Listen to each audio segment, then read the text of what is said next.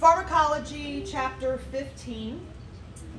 These are the abbreviations we talked about in Chapter 14 that you would be learning. The importance of this is so in a dental office when you're prescribing certain medications like an antibiotic, the doctor will need you to kind of fill this out, and you need to understand what these initials mean. So as needed is a very common one, PRN.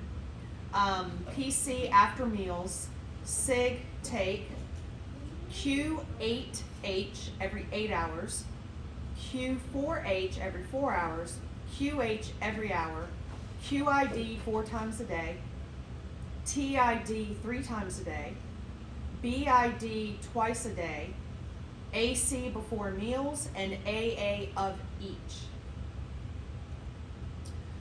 There are 5 drug schedules that we're going to talk about.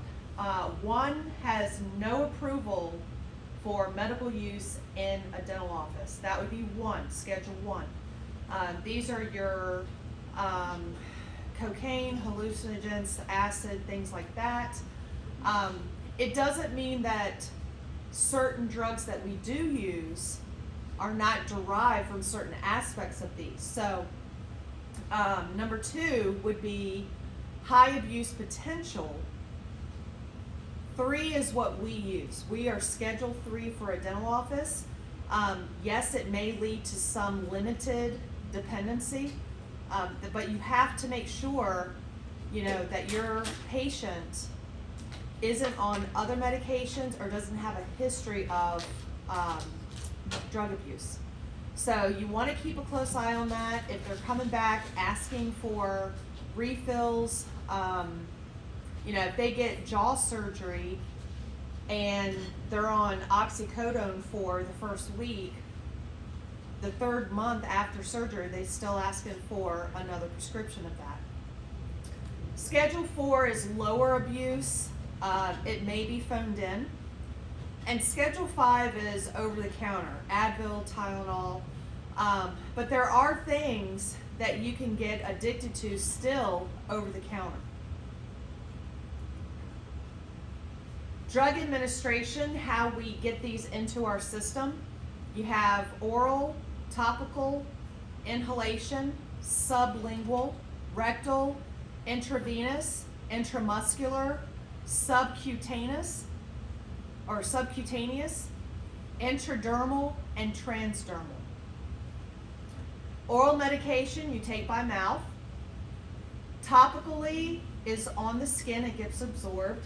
In a dental office, we're using what we call topical, and the benzocaine is 20% benzocaine, and it numbs the tissue and allows the tissue to kind of be numb when you give the injection, so it takes that strong pinch off of it. Inhalation, we do nitrous oxide, and so you put the nitrous oxide mask over the nose and you tell the patient to breathe in. A lot of these are now scented, so you could say, what does it smell like to you? And they might take a big inhalation, say strawberries. And so we're going to be going over specifics with inhalation and nitrous because there's a step up, step down method, and you want to use as little as possible, but still effective. Sublingual, lingual is towards the tongue. Sub means under, so this would be under the tongue. Rectal medication administered. There's so many different medications now that are made with suppositories like epileptic seizure medications, but this is because it is very fast absorbing, and in certain medications you need that quick action. Intravenous, that's where you hear someone say, I'm getting an IV. It's so that they can administer drugs intravenously. Intramuscular is directly into the muscle. Subcutaneous is under the skin and the subcutaneous tissue. This one you guys might come across depending on what job you end up interviewing for. Intradermal is just under the skin. Can anybody tell me what type of test somebody might use an intradermal injection for? So the tuberculosis, to check to see if you have tuberculosis, they will do this and wait and see if there's a reaction in the skin from it. Now let me tell you, if you have someone who takes this test and they're fair skin and a redhead, they might get what's called a false positive. And that actually happened here to our Dental 2 teacher. She had a false positive, but then the doctor said, are they fair skin, are they redhead? Answer was yes to both, and so they were fine. And then you have your transdermal medication that is just placed on the skin and released. You know, when you're on a cruise, you see a lot of people with that little round patch of Dramamine. There's birth control that can be administered, transdermal, nicotine patches. There's one that's used in a dental office, Nitroderm.